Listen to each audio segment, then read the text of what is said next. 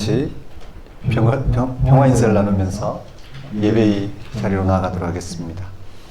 하나님의 평강이 예배드리는 모든 분들에게 가득하시길 바랍니다. 아멘. 서로 돌아보시면서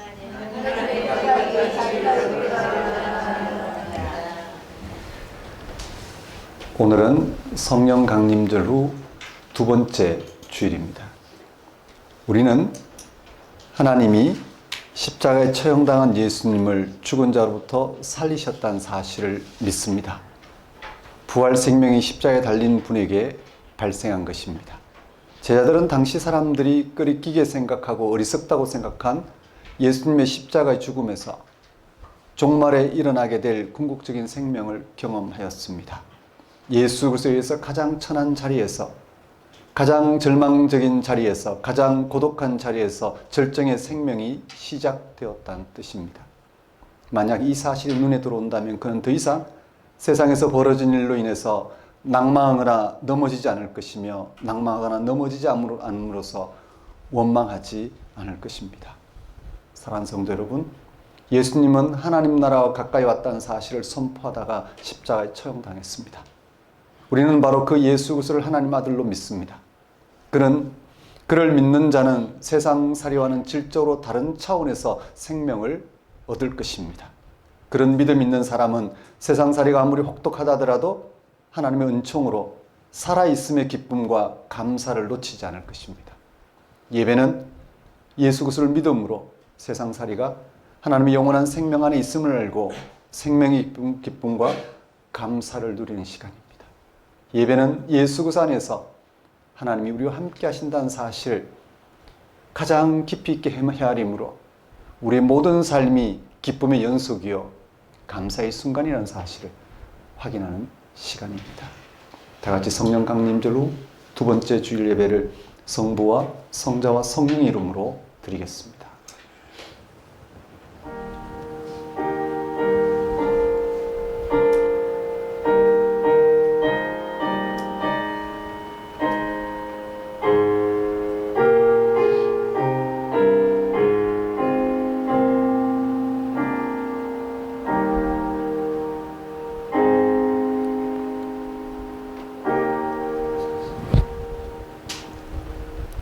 내가 진실로 진실로 너희에게 이르노니 내 말을 듣고 또 나 보내신 이를 믿는 자는 영생을 얻었고 심판에 이르지 아니하나니 사망에서 생명으로 옮겼느니라. 진실로 진실로 너희에게 이르노니 죽은 자들이 하나님의 아들의 음성을 들을 때가 오나니 곧 이때라. 듣는 자는 살아나리라. 아버지께서 자기 속에 생명이 있음같이 아들에게도 생명을 주어 그 속에 있게 하셨고 또 인자됨으로 말미암아 심판하는 고난을 주셨느니라. 이를 놀랍게 여기지 말라. 무덤 속에 있는 자가 다 그의 음성을 들을 때가 오나니 선한 일을 행한 자는 생명의 부활로, 악한 일을 행한 자는 심판의 부활로 나오리라. 날마다 복된 소식을 듣게 하셔서 우리를 사망에서 생명으로 나오게 하시는 하나님 아버지, 우리가 이 세상이 줄 수 없는 하나님의 참 생명을 누리도록 오늘도 예수 그리스도의 일치로 불러주시는 하나님 아버지를 이 시간 찬양합니다. 죄의 현실이 지배하는 이 세상 안에서 살아가지만 죄를 분간할 능력도, 그것을 극복할 능력도 없는 우리가 하나님의 아들 예수 그리스도를 믿음으로 죄의 현실인 세상을 이기고 그를 통한 생명의 능력으로 살아갈 수 있게 하신 하나님 아버지의 크신 은혜를 이 시간 고백합니다. 잠시 있다가 사라지는 것에 매달리지 않고 영원한 생명에 우리의 운명을 걸게 하셔서 하나님의 은총의 빛 가운데 살아가게 하신 하나님 아버지를 이 시간 경배합니다. 하나님 아버지, 예수님과 연합하여 예수님 안에서 드러난 하나님의 은혜를 헤아리고 그 은혜를 삶의 토대로 삼게 하소서. 한 주간 예수님 안에서 새롭게 시작한 삶을 알아보고 거기에 삶의 토대를 둔 성숙한 삶을 살게 하소서. 무엇보다 그런 삶이 완성될 순간을 기다리는 거룩한 소망으로 세상을 향한 고유한 소명을 감당하는 삶을 살게 하소서. 예수님 이름으로 기도드립니다. 다 같이 경배의 찬송 23장 찬양 드리겠습니다.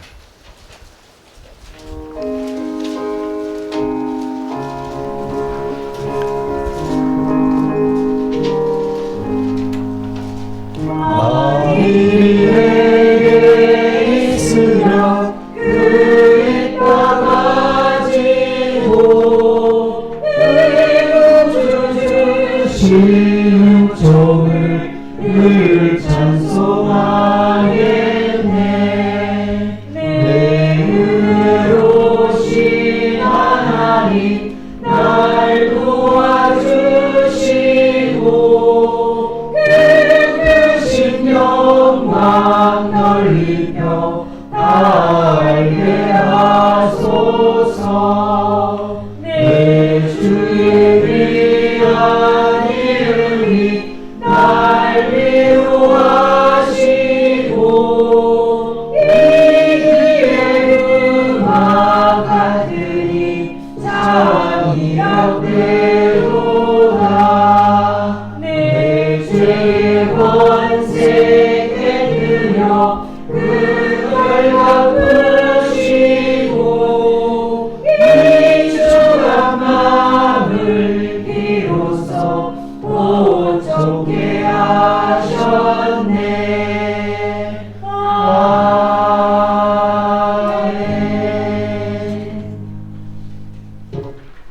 다 같이 사도신경으로 신앙 고백하겠습니다. 나는 전능하신 아버지 하나님 천지의 창조주를 믿습니다. 나는 그의 유일하신 아들 우리 주 예수 그리스도를 믿습니다. 그는 성령으로 잉태되어 동정녀 마리아에게서 나시고 본디오 빌라도에게 고난을 받아 십자가에 못 박혀 죽으시고 장사된 지 사흘 만에 죽은 자 가운데서 다시 살아나셨으며 하늘에 오르시어 전능하신 아버지 하나님 우편에 앉아 계시다가 거기로부터 살아있는 자와 죽은 자를 심판하러 오십니다.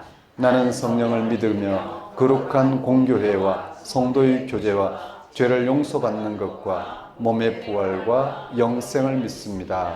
아멘. 이 시간은 참회의 시간입니다.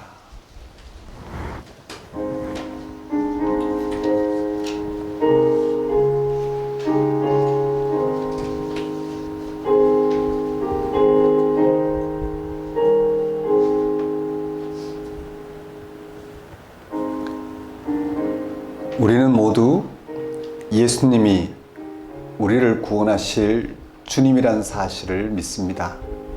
그런데 예수님을 주님으로 인식하고 믿는다는 것은 그렇게 간단한 게 아닙니다. 지금 경건의 모양이라는 차원으로 말씀드리는 게 아닙니다. 그런 것은 신앙의 경륜만 있으면 저절로 주어집니다. 기도를 세련되게 하고 남이 인정할 정도의 교회나 사회봉사도 가능합니다. 우리가 예수님을 주님으로 받아들인다는 것은 훨씬 근원적인 차원입니다.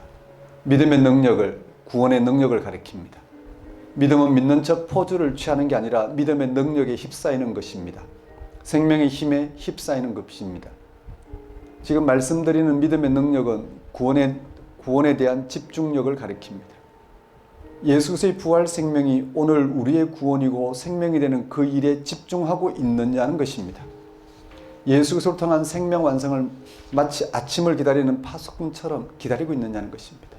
믿는 신용은 알 수 있지만 그 세계 속으로 들어가는 건 전혀 다른 것입니다.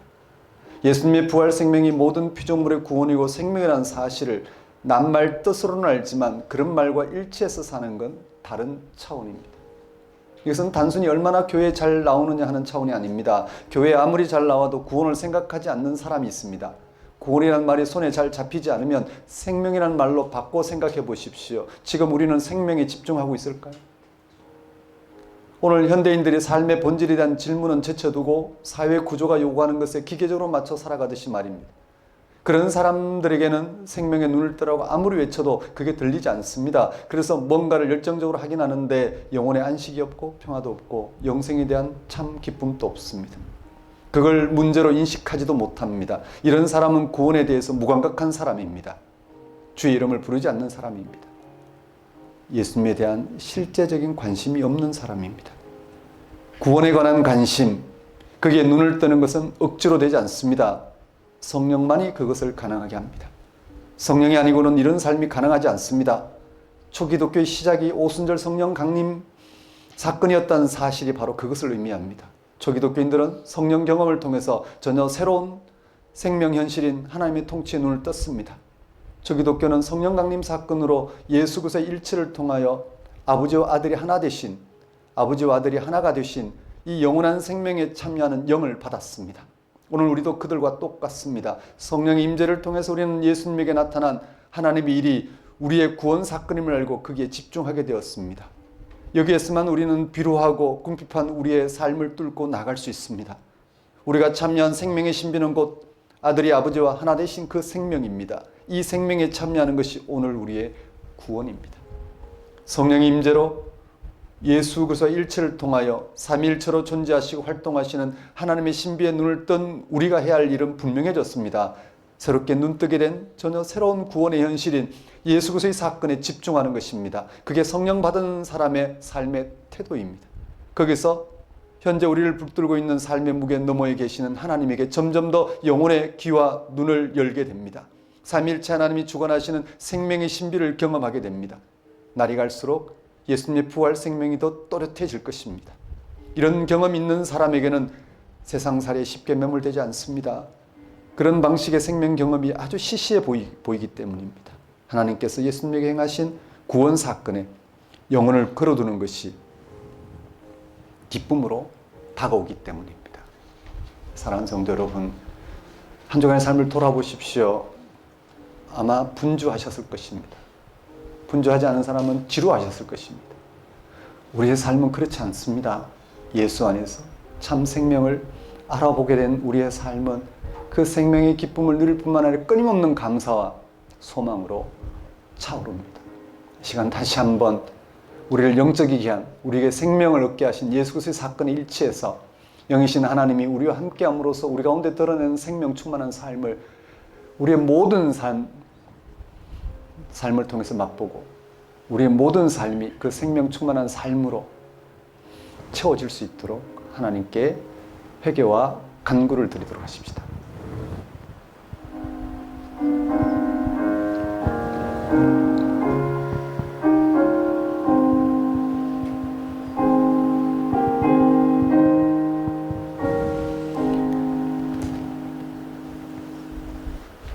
하나님 아버지, 이 시간 분주했던 삶도 내려놓고 답답한 삶도 내려놓고 또 지루했던 삶도 내려놓고 비루한 삶, 비굴한 삶, 또 교만했던 삶도 내려놓고 오직 예수 안에서 영이신 하나님 우리와 함께 하셔서 예수에게 드러난 그 참 생명을 우리에게 부어주시는 이 하나님 생명 이 한 가지에 몰입할 수 있도록 인도하여 주옵소서.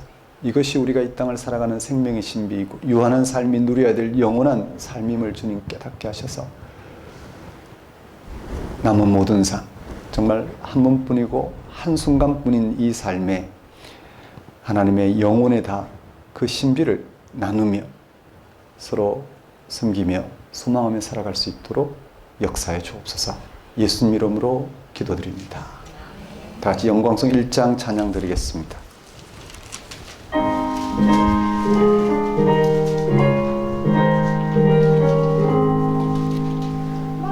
만목의 근원 하나님 온 백성 찬송 드리고 저 천사여 찬송하세 찬송 성부 성자 성령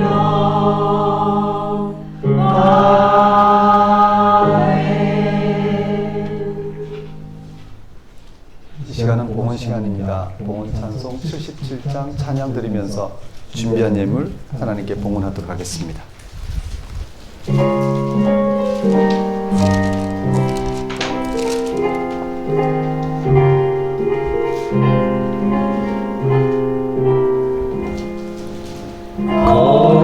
거룩하신 하나님 전능하신 아버지 우주 만물 창조하신 살아계신 하나님 아름다운 새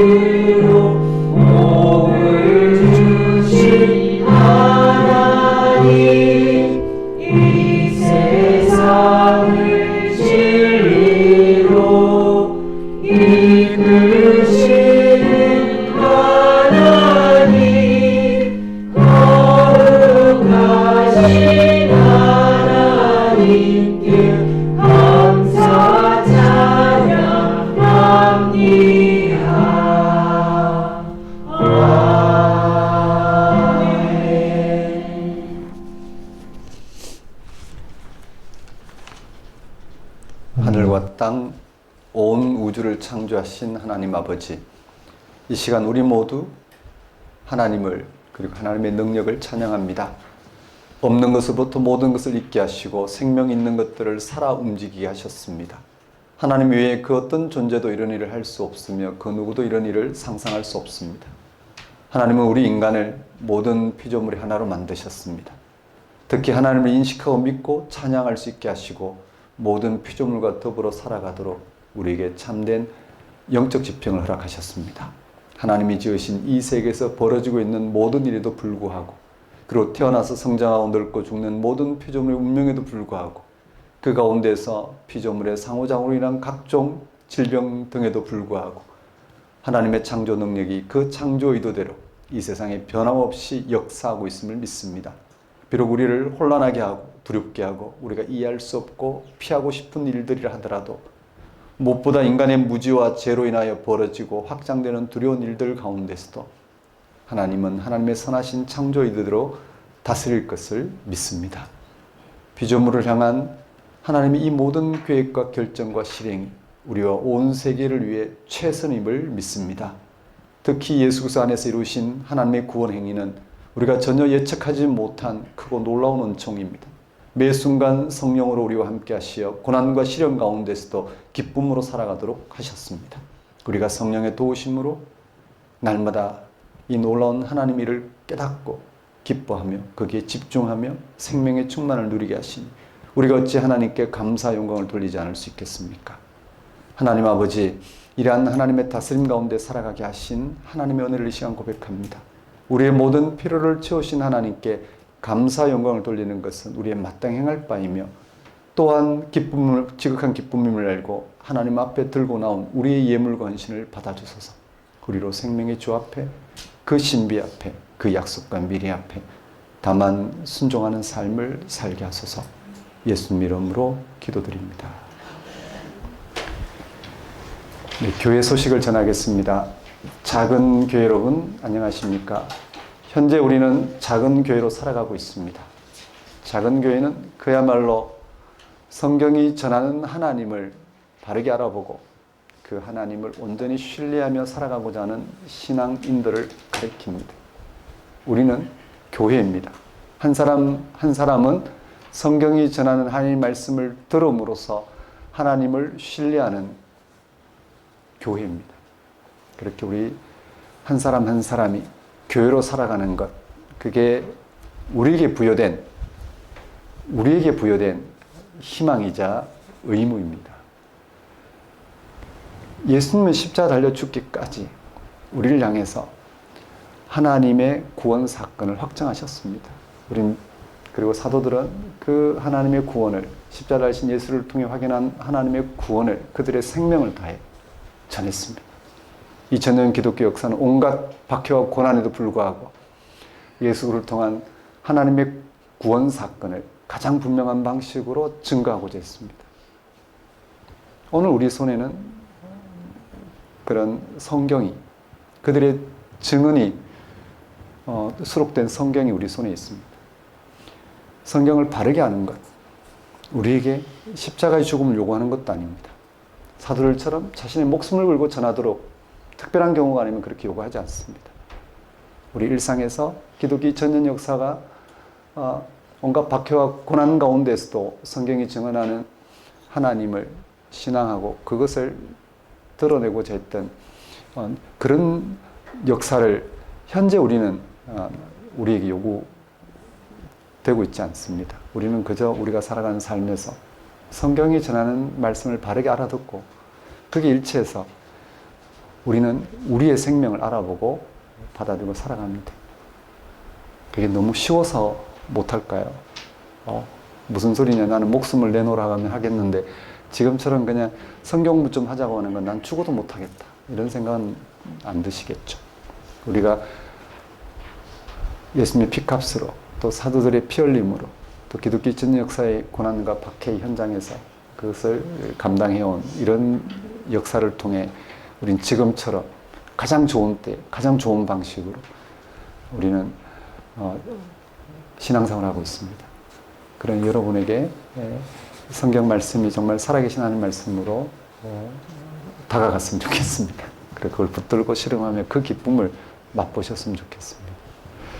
고달팠던 기독교 2000년 역사 속에 그들이 기뻐할 수 있었던 것은 성경이 전하는 하나님의 말씀이 그 무엇보다도 그 어떤 세상, 그 어떤 기쁨보다도 확실한 기쁨이었기 때문에 그렇다라고 할 수 있겠습니다. 그런 기쁨을 맛보는 신앙인으로 살아가는 그런 여정이 되었으면 좋겠습니다. 6월 5주간 예배 안내입니다. 오늘 셋째 주로서 노원구 근영백화점 5층에서 드리고 있습니다. 다음 주는 6월 넷째 주 구리시 갈매동에서 드립니다. 현대 테라타워입니다. 갈매동, 구리시 갈매동 현대 테라타워입니다. 다산도 아니고 다른 데도 아닙니다. 고생하지 마시고 잘 찾아오십시오. 이런 여정이 의미가 있을 겁니다. 의미가 있지 않겠어요? 말씀에 집중해 가는 우리의 여정인데 아마 의미가 있을 겁니다. 의미 있도록 각각의 손길이 임하고 있고 어떤 방식으로 하나님의 그런 역사가 우리의 이런 손길을 통해서 드러날지는, 우리의 여정을 통해 드러날지는 우리가 기대하는 마음으로 집중할 때 확인되지 않을까 생각합니다. 그리고 다섯 번째 주는 서초구 TMD 교육그룹 지하 1층에서 드립니다. 청년 작은 교회 함께 드린 예배입니다. 그리고 그 다음 세대 신앙 탐구 여섯 번째 시즌인데요. 지금 4차까지 끝났습니다. 7월에 5차, 6차가 있고 바로 캠프가 있습니다. 우리 다음 세대 또 가이드 그리고 함께하는 작은 교회 그 일정을 좀 염두에 주시고 참여할 수 있도록 그렇게 해주시면 좋겠습니다. 헌금에 대한 문의는 주부를 참고하시면 될 것 같습니다. 그럼 오늘 우리에게 주신 하나님의 말씀 보겠습니다.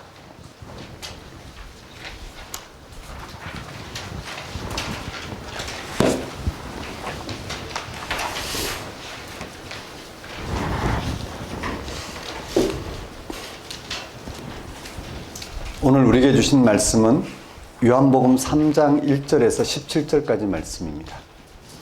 요한복음 3장 1절에서 17절까지 말씀 제가 받들어 봉독하겠습니다. 그런데 바리새인 중에 니고데모라 하는 사람이 있으니 유대인의 지도자라. 그가 밤에 예수께 와서 이르되 랍비여 우리가 당신은 하나님께로부터 오신 선생인 줄 아나이다. 하나님이 함께 하시지 아니하시면 당신이 행하시는 이 표적을 아무도 할 수 없음이니이다.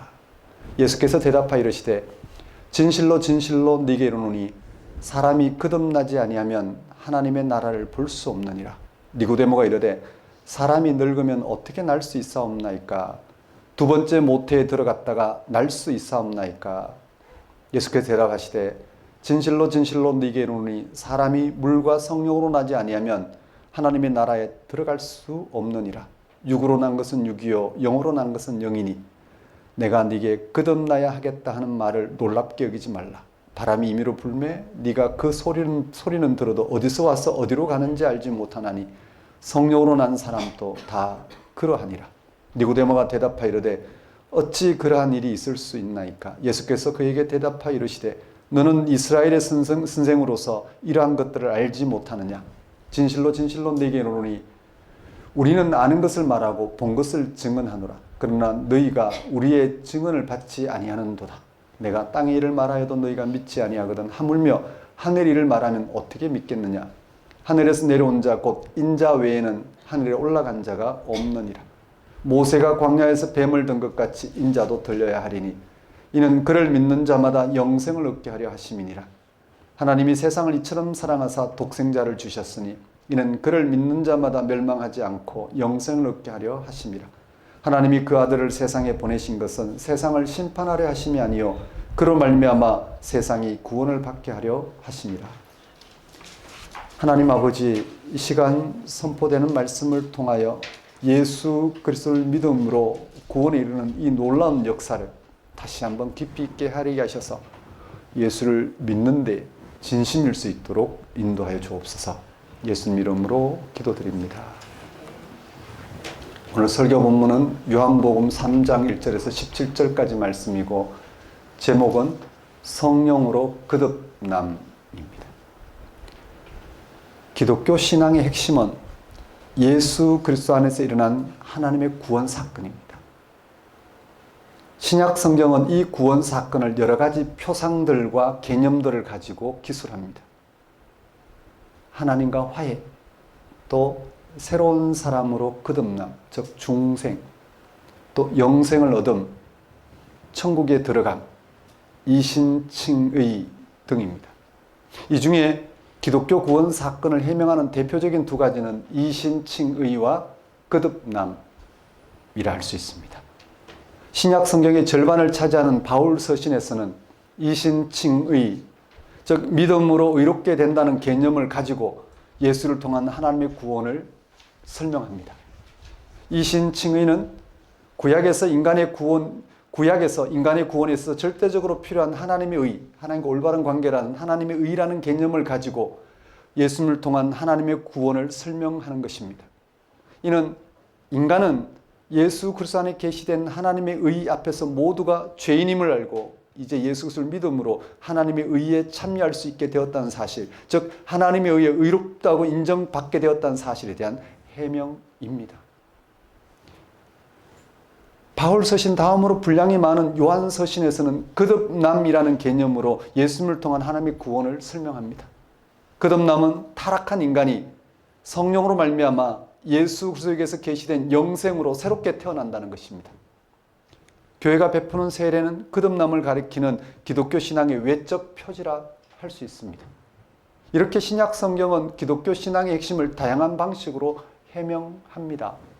오늘 설교 본문은 요한복음 3장 1절에서 17절 말씀입니다. 이 본문은 기독교 신앙의 핵심을 거듭남이라는 개념으로 해명하고 있습니다.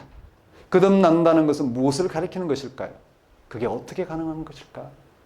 제가 여러분에게 여러분은 거듭났습니까? 라고 묻는다면 여러분은 어떻게 대답하시겠습니까? 글쎄 그게 뭐죠? 라고 대답하시겠습니까? 아니면 네 저는 거듭났습니다 라고 대답하시겠습니까? 우리는 그게 뭔지 알고 그렇다 아니다라고 대답할 수 있어야 합니다.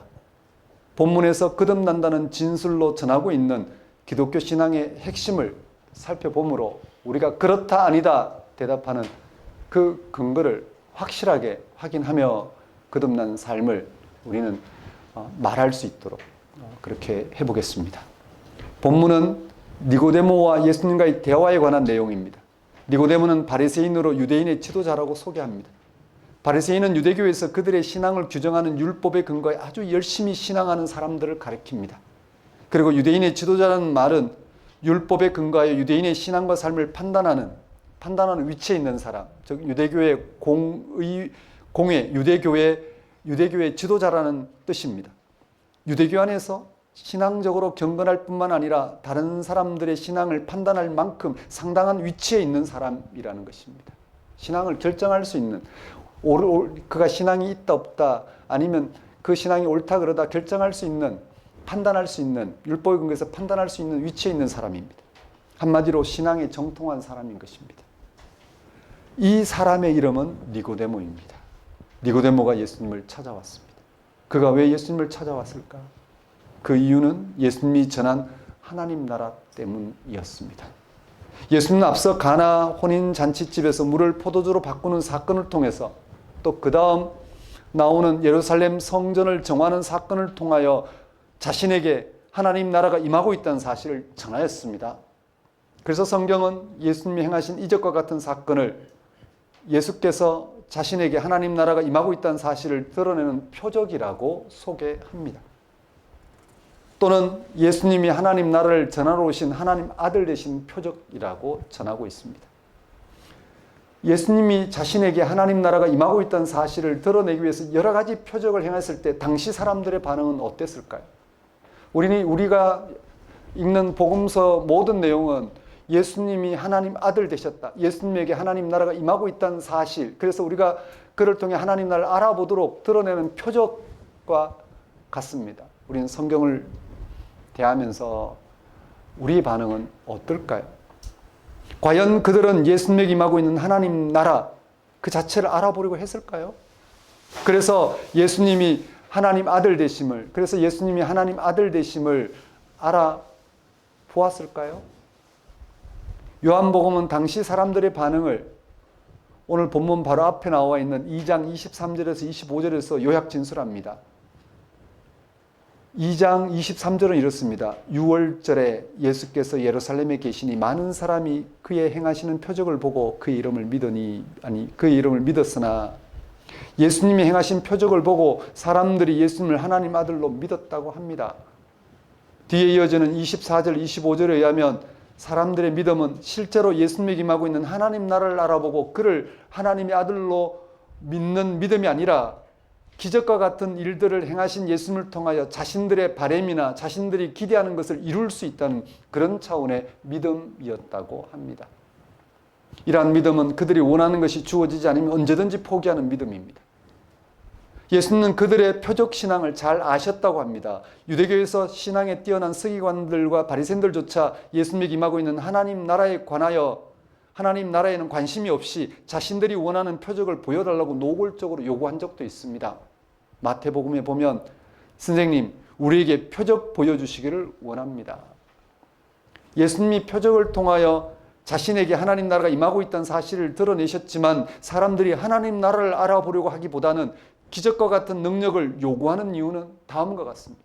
우리도 성경을 보면서 성경이 전하는 하나님 나라, 죽음에서 생명으로 우리를 건지시는 하나님 나라에 관심이 있기보다는 우리의 필요를 채우는데 세상살이에 필요한 것을 요구하는데 그치는 것과 같습니다. 그들이 왜 예수님이 드러내신 기적을 통해서 예수님이 행하신 기적을 통해서 예수님에게 하나님 나라에 관심을 두지 못하고 자신들의 어떤 필요를 해결하고자 하는 정도의 능력으로 능력과 같은 차원으로 바라봤느냐라는 것입니다. 그 이유는 하나님 나라를 눈에 보이는 가시적인 것으로 확인하고 싶었던 것입니다. 그래서 삶의 문제를 기적과 같은 방식으로 해결하고 싶었기 때문입니다. 당시 하나님을 신앙하는 유대인들은 대부분 그런 방식으로 하나님 나라가 임하기를 바랬던 것입니다. 예수님을 찾아온 니고데모는 어땠을까요? 그는 신앙에 정통한 사람이었으니까 다른 사람들과 달랐을 수도 있습니다. 2절에 예수님에 대한 니고데모의 반응이 잘 나타납니다. 3장 2절입니다. 랍비여, 우리가 당신은 하나님께로부터 오신 선생인 줄 아나이다. 하나님이 함께 하시지 아니하시면 당신이 행하시는 이 표적을 아무도 할 수 없음이니이다. 니고데모도 앞에서 언급한 다른 사람들처럼 예수님이 행하신 표적에 관심이 있었습니다. 예수님이 행하신 표적을 근거로 예수님이 하나님 보내신 분으로 고백한 것입니다. 그런데 니고데모는 다른 사람들처럼 단순히 표적 신앙에 떨어지지 않고 그가 이해하지 못하는 한 가지 의문을 해결하기 위해 예수님을 찾아온 것입니다. 그가 예수님에게 한 말과 그의 말에 대한 예수님의 답변을 통해서 우리는 확인할 수 있습니다. 그는 요한복음이 소개하고 있는 것처럼 바리새인이요 유대인의 지도자로서 나름으로 유대교 신앙의 화두인 하나님 나라에 집중하고 있었던 인물인 것 같습니다. 그에게 하나님 나라는 구원이고 영생이었습니다. 다른 사람들처럼 병을 치료하거나 배불리 먹을 양식이나 사회적 신분이 향상되는 것과 같은 개인적인 필요를 해결하는 정도의 기적이 아니라 온 세상 사람들이 알아볼 정도로 하나님 나라가 실현되는 것이 그의 관심이었다고 할 수 있습니다. 그가 생각할 때 예수님이 하나님께서 보내신 분이라면 예수님을 통하여 유대교가 바라던 하나님 나라가 온전히 실현되어야 하는데 그것을 볼 수가 없었습니다. 당시 유대교가 바라던 하나님 나라는 유대민족이 로마 제국으로부터 정치적인 독립을 이룰 뿐만 아니라 모든 민족이 그들의 다스림을 받아야 한다는 것입니다. 그런데 그런 일은 볼 수가 없었습니다. 정치적으로도 경제적으로도. 어떠한 그들이 바라는 방식으로 하나님 나라가 이루어지고 있지 않았습니다. 그래서 그는 예수님에게 찾아와서 당신이 하나님이 보내신 분이라면 당신을 통해 드러나야 할 하나님 나라가 어디 있느냐? 당신에게 임하고 있는 하나님 나라는 도대체 어떤 것이냐라는 것입니다. 당신을 통해 드러나야 할 하나님 나라가 어디 있느냐는 것입니다. 예수님은 나름대로 하나님 나라에 관심 있는 니고데모에게 다음과 같이 진지하게 답변하십니다. 3절입니다. 진실로 진실로 네게 이르노니 사람이 거듭나지 아니하면 하나님 나라를 볼 수 없느니라. 하나님 나라의 차원을 이 말씀으로 완전히 바꿔놓습니다. 예수님은 여기서 하나님 나라는 니고데모가 생각하고 있는 것과 근본적으로 다르다는 것을 설명하신 것입니다. 하나님 나라는 유대인들이 자기들의 전통과 역사적 경험 그리고 신앙적 기대에 따라 판단할 수 있는 게 결코 아니라는 것입니다. 하나님 나라는 유대교의 표적 신앙이나 그러한 기적 같은 능력으로 세상을 다스리는 방식과도 근본적으로 다르다는 것입니다. 근본적으로 새롭게 생각하지 않으면 안 된다는 것입니다. 그래서 예수님은 거듭나지 않으면 하나님 나라를 볼 수 없다고 하신 것입니다. 이는 하나님 나라는 거듭남과 관계가 있다는 것입니다. 거듭난다는 것은 말 그대로 다시 태어난다는 것입니다. 그러니까 예수님을 찾아온 니고데모가 하나님 나라에 의해 다시 태어나지 않으면 하나님 나라를 알아보거나 받아들일 수 없다는 것입니다. 하나님 나라에 의해서 다시 태어나고자 하는 방식으로 하나님 나라를 대하지 않으면 그 나라를 도무지 알아볼 수도 받아들일 수도 없다는 말과 동일합니다. 니고데모는 예수님이 가르친 말씀을 알아들었을까요? 불행히도 그렇지 못했습니다. 그는 예수님께 다시 묻습니다. 4절입니다. 니고데모가 이르되 사람이 늙으면 어떻게 날 수 있사옵나이까? 두 번째 모태에 들어갔다가 날 수 있사옵나이까? 니고데모는 그가 경험하고 있는 익숙한 세상 방식으로 예수님의 말씀을 받았습니다. 그래서 사람이 늙으면 죽는 것이 당연한데 어떻게 다시 날 수 있느냐고, 다시 날 수 있으려면 어머니 뱃속에 들어가야 하는데 어떻게 그럴 수 있느냐고 반문했습니다. 그는 여전히 예수님이 말씀하신 하나님 나라를 알아들을 수가 없었습니다. 니고데모의 이러한 무지는 예수님에게 임하고 있는 하나님 나라 앞에서 우리 모두가 보일 수밖에 없는 익숙한 반응이라 할 수 있습니다. 예수님은 자기의 말을 이해하지 못하는 니고데모에게 거듭난다는 차원을 좀 더 분명하게 설명합니다. 5절 6절입니다. 예수께서 대답하시되 진실로 진실로 네게로 오니 사람이 물과 성령으로 나지 아니하면 하나님 나라에 들어갈 수 없느니라. 육으로 난 것은 육이요 영으로 난 것은 영이니. 거듭난다는 것은 어머니 모태에 다시 들어가 나는 것이 아니라 물과 성령으로 나는 것이라고 합니다. 여기서 물은 요한복음에서 성령을 상징합니다. 물과 성령은 분리된 개념이 아니라 하나의 개념으로서 성령을 상징한다 할 수 있습니다. 지금 니고데모는 육체적인 출생만 알고 있기에, 그래서 나서 죽는 이 육신의 삶만을 알고 있기에 예수님은 성령에 의해 새로 태어나는 영적 출생이 있다는 것을 말씀하신 것입니다. 예수님에게 임하고 있는 하나님 나라는 성령에 의해 새롭게 태어나는 영적 출생으로만 알아볼 수 있고 들어갈 수 있는 차원이란 것입니다. 이는 다시 말해 니고데모처럼 육적인 삶의 차원으로는 결코 하나님 나라를 알 수도 없고 들어갈 수도 없다는 것입니다. 육은 육이요 영은 영이다. 예수님이 하나님 나라를 설명하면서 언급하신 성령으로 나는, 성령으로 거듭나는 영적 출생은 어떤 것일까요? 즉 거듭남은 어떤 것일까요? 거듭나게 하는 성령은 무엇일까요? 7절 말씀을 보십시오. 7절 8절입니다. 내가 네게 거듭나야 하겠다는 말을 놀랍게 여기지 말라. 바람이 임의로 불매 네가 그 소리는 들어도 어디서 와서 어디로 가는지 알지 못하나니 성령으로 난 사람도 다 그러하니라. 예수님은 성령을 바람에 비유하여 성령으로 나는 것에 대하여 설명하십니다. 성령이라 번역되는 헬라어는 푸뉴마이고 히브리어로는 루아흐입니다. 푸뉴마나 루아흐는 바람이란 뜻도 갖고 있습니다. 성경은 성령을 바람에 비유해서 묘사하곤 합니다. 그도 그럴만합니다. 봄바람이 불면 만물이 소생합니다. 여름바람이 불면 만물의 생명이 풍성하게 자랍니다. 가을바람이 불자 열매를 맺습니다. 겨울바람이 불자 만물이 죽은 듯 합니다. 그래서 성경시대의 사람들은 이 세상의 생명 형상을 가능하게 하는 힘을 바람에 비유했습니다. 창세기에 보면 하나님 인간을 만드실 때도 하나님이 자신의 숨을 불어넣으셨다고 했습니다. 그게 루하흐입니다. 푸뉴마입니다. 이렇게 바람으로 비유된 성령은 생명의 영입니다. 우리가 살아가고 있는 삶의 차원과는 질적으로 다릅니다.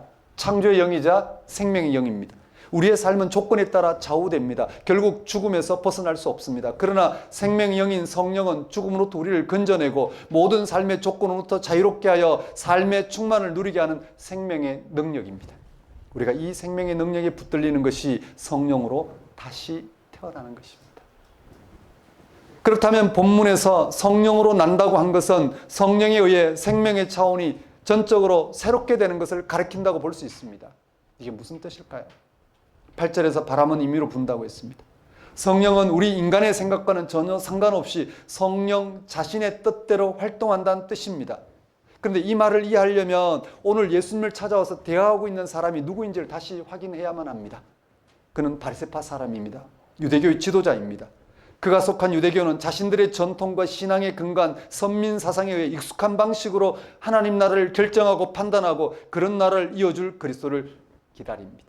그렇게 자기들의 신념, 전통, 선입관에 안주하는 사람은 그것을 뛰어넘는 성령으로 다시 태어나야 알 수 있는 하나님 나라를 결코 알 수 없는 사람들입니다. 그렇게 고정되어 있다는 말씀입니다. 그래서 니고데모는 하나님 나라에 대한 예수님의 설명에도 불구하고 여전히 못 알아듣습니다. 자신들의 익숙한 그런 신앙, 행위나 업적, 전통, 제도에 매여 있기 때문에 그 모든 것이 가리키고 있는 성령으로 거듭나는 하나님의 일을 도무지 헤아릴 길이 없었던 것입니다. 9절 말씀을 보십시오. 니고데모가 대답하여 이르되 어찌 그러한 일이 있을 수 있나이까? 얼마나 답답하겠습니까? 예수님 말씀을 못 알아듣고 자기가 알고 있다고 생각하는 것과는 전혀 다른 방식으로 말씀하시는 예수님의 말씀을 그는 알아들을 수 없고 받아들일 수 없는 상태에 머물고 있는 자신을 보면 얼마나 답답하겠습니까?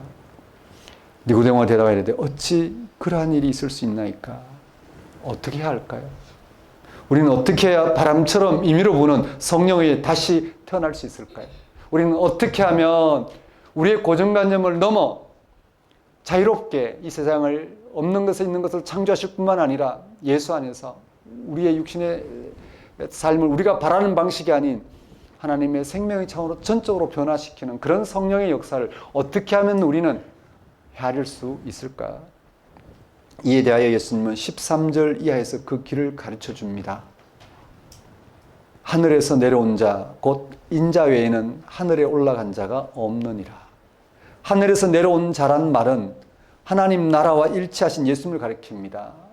육신의 몸을 입고 오신 예수님 말합니다. 하늘에 올라간 자란 말은 세상에서 하나님 나라를 온전히 성취한 예수님을 가리킵니다. 즉 십자가 달려 죽기까지 하나님 나라가 성령의 역사로 오늘 우리 가운데 이루어지는 생명의 나라인 것을 드러내신 예수님을 가리킵니다. 그래서 예수님에게서 하나님 나라가 온 세상에 온전히 계시되었다는 것입니다. 여기서 인자는 이 일을 감당하기 위해 십자가의 고난을 당하신 예수님을 가리킵니다. 십자가 달려 죽기까지 하나님께 순종하신 예수님이 세상에서 죄와 죽음에 떨어지지 않고 유일하게 하나님 나라에 일치한 삶을 보이셨습니다. 그 결과 그는 십자가에 달려 죽었지만 죽은 자 가운데 부활하심으로 하나님 나라를 성취하셨습니다. 그런 예수님을 통하여 우리는 하나님 나라에 참여하게 하는 성령을 경험할 수 있게 된 것입니다. 15절 말씀을 보십시오. 이는 그를 믿는 자마다 영생을 얻게 하려 하심이라. 여기서 영생은 성령에 의해 하나님 나라에 참여하게 된 삶, 거듭난 삶을 가리킵니다. 이어서 이를 더욱 분명하게 설명하는 16절 말씀이 나옵니다. 하나님이 세상을 이처럼 사랑하사 독생자를 주셨으니 이는 그를 믿는 자마다 멸망하지 않고 영생을 얻게 하려 하심이라. 하나님이 우리에게 영생을 얻게 하려고 하나님 나라를 일치하신 하나님 아들 예수님을 보내셨다는 것입니다. 우리는 그를 믿음으로 성령에 의해 하나님 나라에 참여하는 영생을 얻을 수 있습니다. 그래서 우리는 죄와 죽음으로 끝장나는 심판이 아니라 거기로부터 건진받는 구원에 이르는 삶을 살게 됩니다. 17절 말씀, 이에 대한 말씀입니다. 하나님이 그 아들을 세상에 보내신 것은 세상을 심판하려 하심이 아니요 그로 말미암아 세상이 구원을 받게 하려 하심이라. 이러한 진술의 핵심은 예수님을 믿으면 영생을, 구원을 받을 수 있다는 사실. 죽어서 천국 간다는 말이 아닙니다. 지금 예수를 믿는 자들에게 임하고 있는 사건입니다. 여기서 도대체 무슨 일이 일어나고 있는 것일까요? 우리는 예수님을 믿습니다. 거기서 우리는 성령의 역사로 새롭게 출생합니다. 성령은 예수님에게 계시된 하나님 나라에 참여하게 하는 하나님의 능력으로 우리에게 역사합니다. 우리가 성령에 의해 거듭나는 근거는 하나님 아버지의 뜻인 하나님 나라를 드러내신 예수님입니다. 좀 더 정확하게 말씀드리면 그것은 죽은 자 가운데서 부활하신 예수님이십니다. 예수님은 죽은 자 가운데 부활하심으로 하나님 나라를 잃어버린 망각한 세상에 하나님 나라를 드러내시고 알게 하셨습니다. 하나님 나라를 드러내신 예수님에게서 그것을 알아보도록 거듭나는 역사가 일어납니다. 바로 성령의 역사입니다. 성령은 예수님을 통하여 우리에게 옵니다. 성령은 죽은 자로부터 부활하신 예수 그리스도로부터 나오는 부활의 힘, 생명의 힘입니다. 그래서 성령은 예수를 통하여 우리를 죽은 자의 부활로, 죽음이 극복된 생명으로 다시 태어나게 합니다. 육에서 영으로 거듭나게 합니다. 베드로전서 1장 3절에 의하면 거듭남은 예수 그리스도의 부활로부터 오며 영원한 생명을 소망하게 한다고 했습니다. 성령은 예수를 믿는 우리에게 예수님에게 일어난 하나님의 일을 현재화시킴으로써 우리를 거듭나게 합니다. 예수님에게 일어난 하나님의 일을 우리 일로 받아들이게 함으로 하나님 일에 참여하게 하는 방식으로 역사합니다.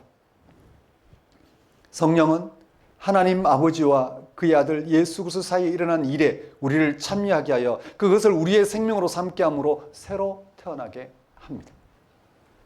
예수를 믿는 우리는 성령의 역사로 그가 죽은 자 가운데 부활하심으로 생생한 현실로 드러내신 하나님 나라를 볼 수 있고 들어갈 수 있게 되었습니다. 우리는 예수님을 믿음으로 그가 드러내신 하나님 나라의 성령의 역사로 참여하여 죽음이 극복되는 거듭남 삶, 영생, 구원의 삶을 살게 되었습니다. 이러한 영적 원리에 의해서 성경은 우리가 예수를 믿으면 영생, 구원을 받을 수 있다고 하는 것입니다. 그렇다면 우리가 예수를 믿고 영생을 얻는다는 것이 어떤 것인지 분명해졌습니다. 우리가 예수를 믿는다는 것은 예수님의 사역, 삶, 십자가의 죽음, 부활 사건에서 하나님 나라가 계시되었다는 사실을 받아들이는 것입니다. 그리고 그 나라에 참여하는 것이 죽음이 극복되는 생명을 얻는 것, 영생을 얻는 것, 구원을 받는 것이고 그것이 거듭나는 것임을 아는 것입니다. 그래야지 그것을 받아들이지 않겠습니까? 거기에는 관심 없고 자기 자신에 대한 관심이 있다면 그는 계속해서 예수가 하나님 아들이라는 사실을 실제로는 거절하고 도무지 그것을 알 수 없는 방식으로 그를 대하는 신앙이 되지 않겠습니까? 그렇습니다. 우리가 그를 믿음으로 그 나라에 참여하는 것이 죽음이 극복되는 생명을 얻는 것, 영생을 얻는 것, 구원을 받는 것이고 그것이 거듭나는 것임을 아는 것입니다. 그런데 그런 일은 전적으로 성령의 역사로 이루어지는 것을 인정하는 것입니다. 왜 나는 안 되지? 그 말에는 그가 아직도 예수 그리스도를 믿음으로 이루어지는 구원의 역사를 잘 헤아리지 못해서 그렇습니다. 우리는 예수님에게 일어난 일을 진심을 다해서 알아봄으로써 생명 없는 우리에게 하나님이 생명을 주셨다는 사실, 그 생명은 죽음이 극복되는 생명이라는 것, 그것이 하나님께 있고 예수 그리스도를 통해 우리에게 주어져 예수 그리스도를 통해서 우리가 하나님께 참여함으로써 하나님께서 예수를 통해 드린 그 생명, 우리의 생명을 받아들이는 데서 성령은 우리의 생명이 되게 하신다는 사실을 알아볼 수 있어야지. 그것을 우리는 바랄 수 있고 기대할 수 있고 그것이 나타나는 것을 우리는 기쁨으로 삼고 계속해서 그걸 바라는 방식으로 살아가게 되지 않겠습니까? 이를 위해서 우리는 다음과 같은 사실부터 출발해야 됩니다. 첫째, 우리는 하나님의 피조물이고 창조주 하나님에 의해 새롭게 되지 않으면 안 되는 존재라는 사실입니다. 지금 우리는 세상에서 온갖 인간적이고 세속적인 가능성과 능력에도 불구하고 죽음이라는 비참한 현실에서 조금도 벗어날 수 없다는 사실을 우리는 알아야 합니다. 둘째, 그런 우리를 전적으로 새롭게 하신 하나님 나라가 예수님에게 계시되었다는 사실입니다. 셋째, 우리는 예수 그리스도에게 일어난 일을 구체적으로 알아보려고 할 때 거기서 우리는 성령에 의해 거듭나는 차원으로 하나님 나라에 참여, 영생을 얻는 삶을 살게 된다는 사실입니다. 우리는 이러한 사실로부터 출발하여 하나님 나라에 참여하고자 할 때 계속해서 성령에 의해 거듭남을 경험하는 것이 우리의 믿음, 우리의 신앙이라 할 수 있습니다. 종교개혁자 루터는 그리스도인의 삶은 끊임없이 매일 참회하는 삶이어야 한다고 주장하면서 다음과 같은 두 명제를 제시했습니다. 잘 들어보십시오.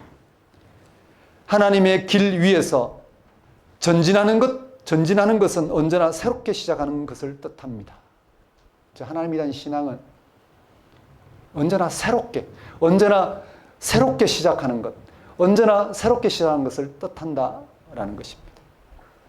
두 번째 명제는 하나님의 길 위에서 전진하지 않는 것은 되돌아가는 것을 뜻한다는 것입니다. 즉 하나님의 신앙은 하나님 행하신 구원 사건을 날마다 알아봄으로 그 구원에 더욱 깊이 참여하는 길이 아닌 모든 것은 후퇴하는 것입니다. 전진하느냐 후퇴하느냐. 전진하는 것은 바로 하나님의 구원을 생생한 현실로 새롭게 알아보는 길입니다. 그렇지 않으면 머무는 순간 우리는 후퇴할 수밖에 없습니다. 죽음의 이 강력한 힘에 속절없이 우리는 하나님의 생명사건과 멀어질 수밖에 없습니다. 다시 말씀드립니다. 하나님의 길 위에서 전진하는 것은 언제나 새롭게 시작하는 것을 뜻합니다. 하나님의 길 위에서 전진하지 않는 것은 되돌아가는 것을 뜻합니다.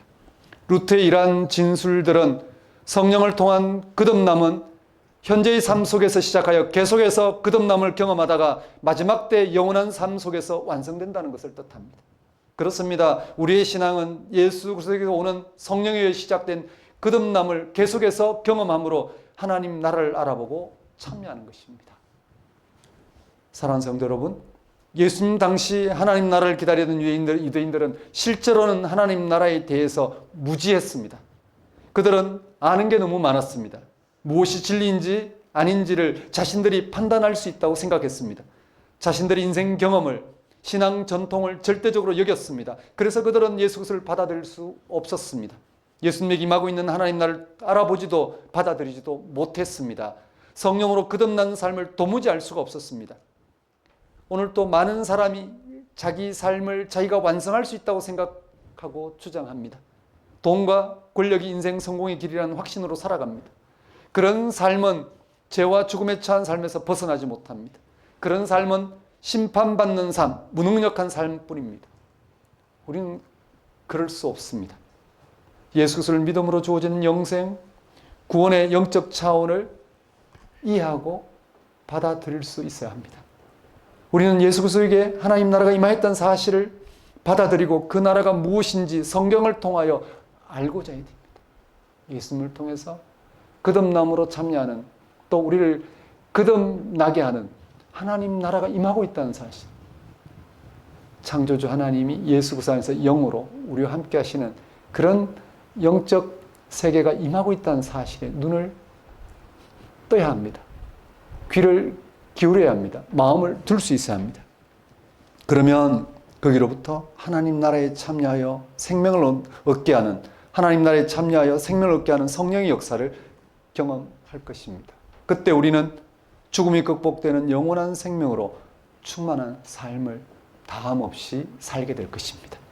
이렇게 하나님 나라에 참여하여 생명 충만한 삶을 살게 하는 거듭남은 그것이 온전히 성취된 마지막 때까지 매일의 삶 속에서 계속되어야 할 신앙 사건입니다.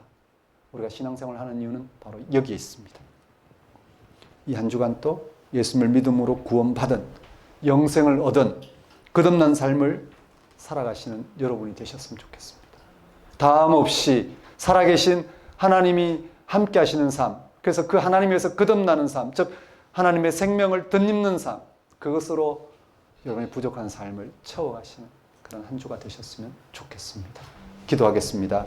하나님 아버지, 이 시간 선포된 말씀을 통하여 예수 그리스도 안에서 창조주 하나님 우리에게 주시고자 하는 그 생명으로 우리를 덧입게 하는, 즉 거듭나게 하는, 구원에 이르게 하는, 영생을 얻는 삶을 다함없이 살아갈 수 있도록 인도해 주옵소서. 예수님 이름으로 기도드립니다. 다 같이 일어나셔서 결단의 찬송 183장 찬양 드리겠습니다.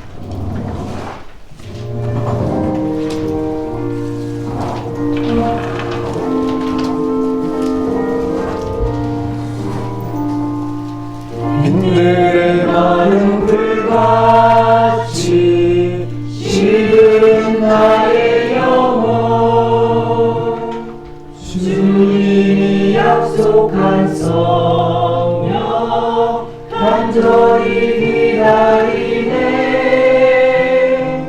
가물음의 마른 땅에 단비를 내리시는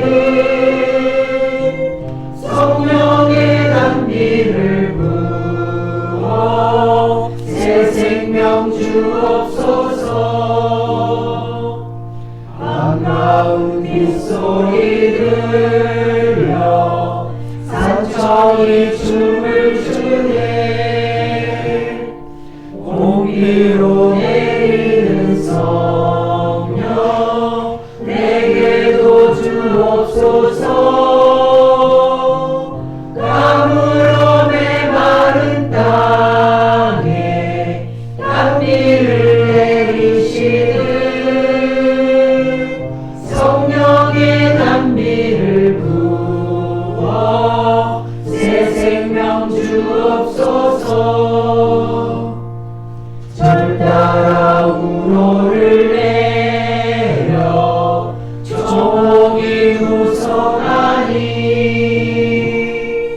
갈급한 내 심령 위에 성령을 부으소서. 가물어 메마른 땅에 단비를 내리시는 성령의 단비를 부어 새 생명 주옵소서. 참되신 사랑의 언약 어길 수 있사오랴. 오늘의 흡족한 은혜 주실 줄 믿습니다.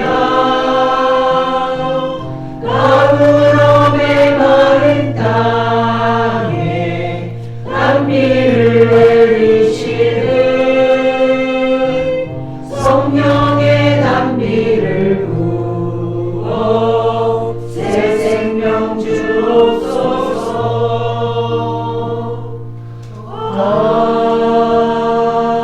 아멘. 기도하겠습니다.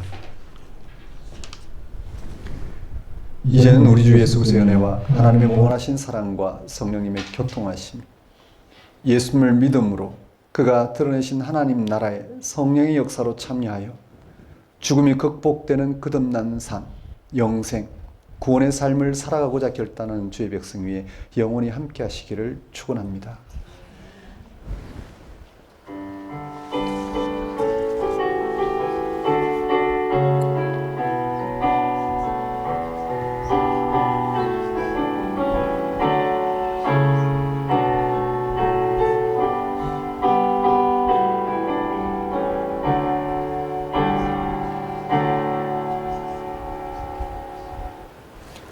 예배를 마치겠습니다.